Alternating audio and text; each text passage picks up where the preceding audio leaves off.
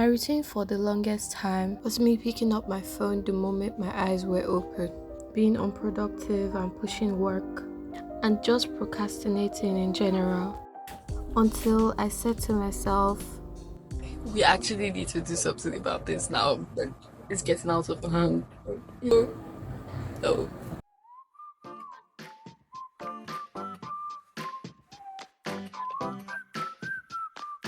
today I'm going to be sharing with you guys 10 healthy habits that have proven to be positively impactful in our lives, and they're definitely going to be visible changes in your life. So hi guys, my name is Natasha, and if you're a returning subscriber, thank you so much for coming back. And if this is your first time here, thank you very much for clicking on this video. Make sure you click on the subscribe button down below. Without further ado, let's jump right into today's video. Wake up early and go to bed early. You cannot wake up early if you don't sleep early. Say you sleep at like 3. When are you going to wake up? And a lot of us wake up so rude, and we're wondering why we're always rude when we wake up. This is definitely why you are rude when you wake up. Stop being rude to family and friends. Okay, stop being rude when you wake up. So try waking up early, and it definitely helps you. It helps you just do things calmly without rushing, have 8 hours of sleep. When I was writing my exams, I would usually like sleep maybe 4 hours, sometimes 3 hours, and I would wake up like a dead beat. I'll wake up just dead and not have like my social battery will be down, or just be weak, have a headache, just not be myself.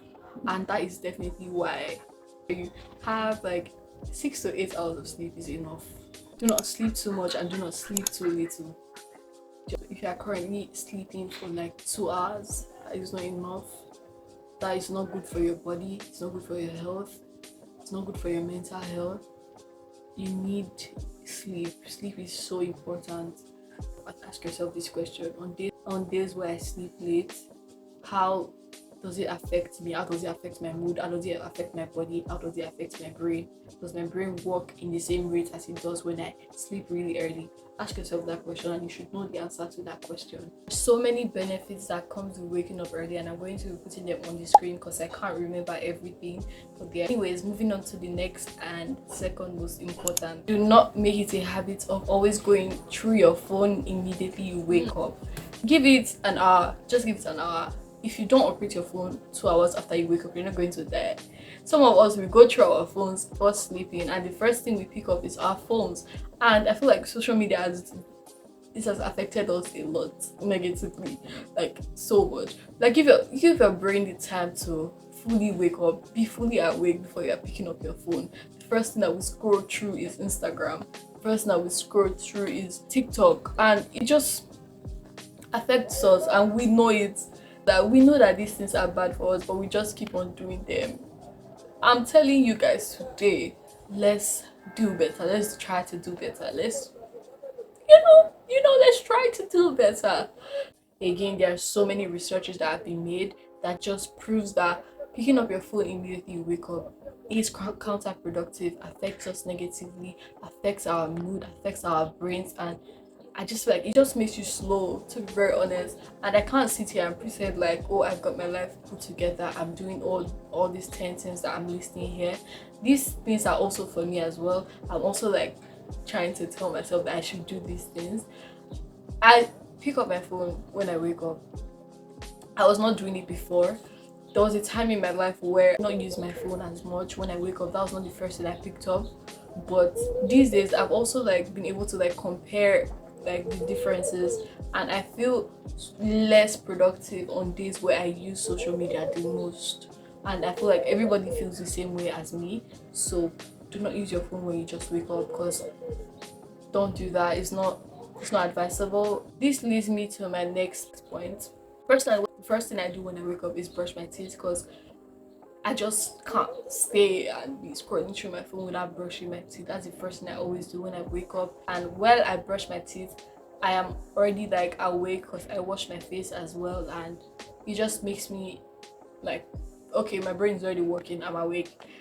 Instead of scrolling through your phone when you just wake up, why not just sit down and and journal. I'm still getting the hang of the whole journaling key, but I've I've seen what it does, and I've seen why a lot of the girlies preach about it a lot. I've seen why a lot of the girlies will always advise you to journal, because it just helps you stay in touch with your feelings and helps you just pour out your feelings on paper. And in terms of journaling, there are different ways of going about it. Me personally, I address my writings to God. I start it with Dear God, because it just helps me like be able to open up, because I know I'm talking to my father. So you can address it in any way, you can write it in any way, just make it very personal. I can't tell you how you should write on your journal, because it's a personal stuff.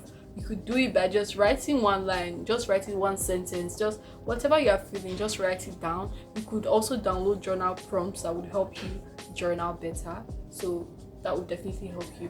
When I started journaling initially, like, it was not something like I enjoyed doing. I could write today and not write till the next month, so it was not something I was doing frequently, but I started to get used to it. I literally journaled yesterday, and I'm going to journal today as well. So just, yeah. So whatever you write, even if your English is not correct, your sentences are not correct, you're the one that's going to read your journal at the end of the day. So just write it anyhow you want to write it. Make it personal. Make it as personal as possible, because you're basically writing it for yourself or for whoever you're writing it for. So don't put too much pressure on yourself, okay? You can basically look back on those writings and say, okay, I'm glad I have gone through that phase, or I'm glad I got over what I was feeling in the moment. It just makes you stay in touch with your feelings and help me. Personally, I can't articulate how I feel, but I can write down how I feel. Even if it's just writing down things that you are grateful for, it's also very advisable as well. And if writing is not your thing, why not just wake up and listen to a podcast? Soak in uplifting things and just soak in things that would help you, which also leads me to my next point. A lot of people spend time soaking in negative things in our lives, and we wonder why we're so negative when it comes to situations, we being in situations in our daily lives. And it's because you've been soaking in negative things, you've been soaking in things that will not help you build your life or grow as a person. Try listening to podcasts, positive podcasts, watch YouTube videos that preach positivity. I'm going to be leaving recommendations on the screen. Recently, I watched Nicole. She's such a positive person, and she has just like impacted me, to be very honest. And she's my age, she's 18. Soak in all the goodness instead of the negativity. We're all going through enough shit in the world for us to be soaking in the negative as well. Soaking content that preach productivity, positivity. I listen to Christian podcasts because that's my faith. I'm going to be leaving one on the screen that I listen to. This thing just helps me stay grounded and helps me just be constantly positive. On days where I'm negative, I think about Nicole and I'm like, that girl is so positive. I need to be more positive. I can do much more, and it just motivates me, to be very honest with you guys. Also, another healthy habit that you should adopt and you should incorporate in your routine is listening to uplifting music. I have been like around so many people that just like listening to sad songs, just like listening to depressing songs, just like listening to like songs that would make you feel so depressed. And I used to be like that. I used to be so obsessed with Billie Eilish. I used to be so obsessed with Billie Eilish. And but when I compare my life with where I was before, when I was so obsessed with, I can't exactly say that, oh, the songs are the cause of my problems. That's not what I'm trying to say, but it just affects your mood, like, and you guys don't know it. And have you guys not like found yourself listening to songs and you just be filled with all these emotions? That's because music just affects your spirit. The music you take in affects you. So why not just listen to positive songs, not songs that are talking about, oh, she's a devil, not songs like that, no shades to Doja Cat, but you guys get where I'm driving at. You guys get the point. I am a living testimony. My mood swings used to be peak at the peak level, and now I feel like I'm such a positive light. You guys can ask my family just to confirm. My mood swings used to be serious, and I am not even joking at this point. It used to be extreme. I used to be irritated all the time. I used to be angry all the time. And when I cut out a considerable amount of these depressing and sad songs, I noticed like my mood changing. I noticed how music affected me. Helps you stay positive and just have a positive outlook on life. A lot of us are also very negative when it comes to situations in our lives, and it's because of this content that we're soaking in and we don't know it. So I'm here to tell you that it helps. Try this for a week and you're definitely going to thank me later. Yeah. So the next one I would definitely recommend is having a to-do list. We don't like having to-do list and having those like structure, but having structure in your life just makes your life 10 times better.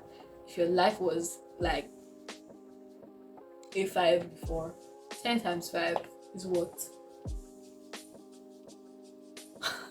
10 times 5 is what? 50. 50, yeah. Do you want your life to be a 5 or you want it to be 50? Just, I know we all want our lives to be better. This helps you stay organized. Number one, it reminds you constantly that, oh, I have this thing to do, and at the end of the day I'm going to tick this off my to-do list. It also helps me in terms of my schoolwork. It would help you if you're a working class person. It would help you just stay organized in your work. Just all around, it helps you. And I feel so fulfilled when I tick things off my to-do list. Sometimes I put time blocks, but I don't do that all the time because sometimes I can feel myself just putting so much pressure on me. Do you guys get? So sometimes I just put a very flexible to-do list, and if you push things to the next day, it's all right, it's cool, it's fine. Don't be too strict, don't be too hard on yourself. It's cool, calm down. Life is serious, but not that serious, okay? So, and it also helps you manage time as well. Time management is a very important thing if you want your life to be better. Make sure you like savor every time. Have you heard that song? Time na money, yeah. Time na money. Time na money, yeah. Time na money. Time is like so important. So whatever you take into your body affects the outside as well. My point is, your diet, what you eat, what you take in affects the outside. What you eat, first of all, affects your skin, affects your body, affects everything that you see outside. So it's not just what you're taking out inside, it also has a physical representation. So we should really like think about what we eat a lot. And in a country like Nigeria where eating healthy is like so expensive, I totally understand like why people would eat unhealthy. But also the fact that eating healthy is expensive is not an excuse for you to be getting junk food all the time, eating shawarma all the time, eating pizza all the time, eating burgers all the time. I literally ate a burger like some weeks back, and it felt like I had eaten all the junk in the whole world. Like I just felt very, I don't know if you guys get that feeling when you eat like junk food, but I get that, and I just felt very like unhealthy. I felt very like, I don't know how to describe it, but it definitely affects you. It affects your skin, so much, you guys, and you guys know that it affects your skin so much. So let's like take a moment and sit down to just think about what we eat and try as much as possible to have a better diet and eat well. Your future self is going to thank you. One other habit I need you guys to be adopting in your life is just having a self-care day. Have a day that you set aside to just take care of yourself and unwind and relax. And this has helped me so much get over being burnt out, just being in a slump. It has helped me so much. Just having that day that, okay, maybe I buy a drink, buy ice cream, do a sheet mask, have a self-care day, read a book, just do something that is not work, or do something that is not schoolwork. I definitely have that day every semester that I just take my time. I'm like, you know what, today I'm not going to read, today I'm just going to be watching K-drama.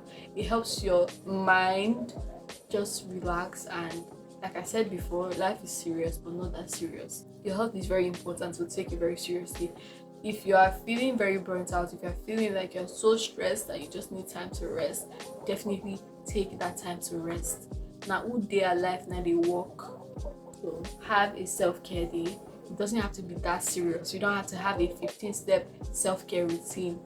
It could be you just doing the thing that you love. It could be you just reading. It could be you going to a mall. Me personally, I love shopping. So shopping is like self-care for me. It's like a self-care routine for me. Or just looking at items. Window shopping is a, I don't know.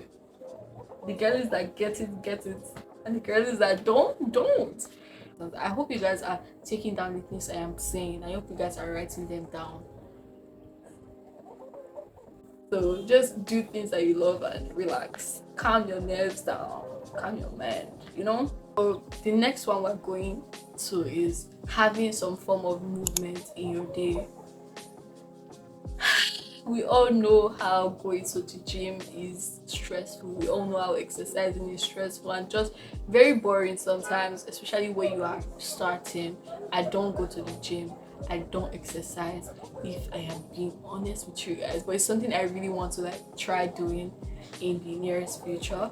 But something I have been doing recently is just having movement, dancing. I've been dancing a lot lately, and they said dancing is like the most like fun form of exercise or just movement at all. Just like dancing, first of all, just have that sweat, just like sweat your food out, sweat, move your body.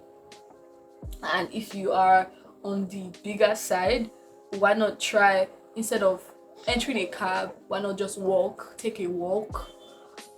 You guys, no shade to bigger people, but there are so many people that your weight is unhealthy, currently unhealthy, and instead of going for the harder option, you're going for the easier option. I know that is because it's very accessible, but just sacrifice that comfort of being in a cab and trek.